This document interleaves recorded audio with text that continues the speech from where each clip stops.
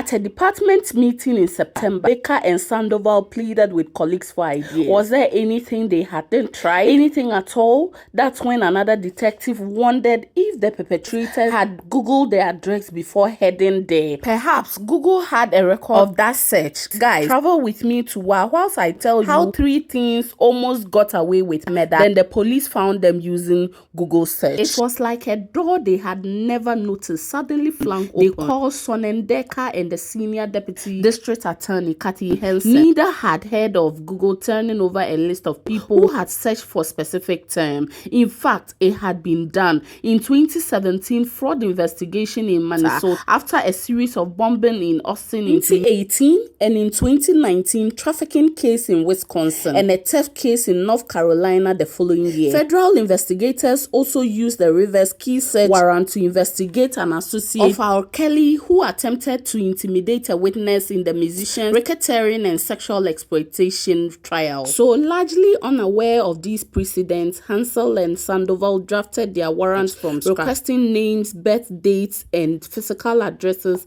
of all users who had searched variations of 5,312 Truckee Street in the 15 days before the fire. Baker and Sandoval's investigation had now been dragged into a legal process that could reshape Americans' right to search and learn online without fear of retribution. Even a single query can reveal deeply private facts about a person, things they might not share with friends, family, or clergy, wrote Seymour's legal team. Psychiatrists in Denver, abortion providers near me, in my husband's gay, bankruptcy, herpes treatment, and many more. Such history is a window into what people wonder about, and it is some of the most private data that exists. Guys, police departments were able to use the Google search to identify these 3 teens that killed a Senegalese family of 5. The astonished teenagers who had targeted the house by mistake were eventually caught after the law enforcement uncovered their Google searches.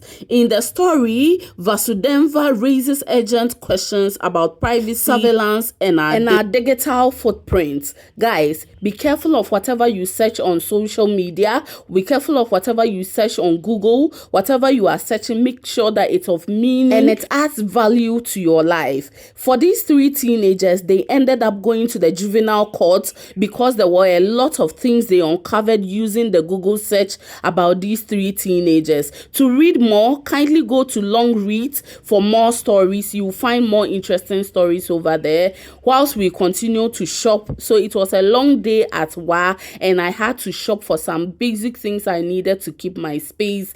Whilst this story goes on, I read a story on the Google search and I couldn't keep it to myself. I said, let me share it with you because many people don't know that Google can actually expose your things, the bad things you are doing. Google can actually expose it. Thank you for watching. Please subscribe for more.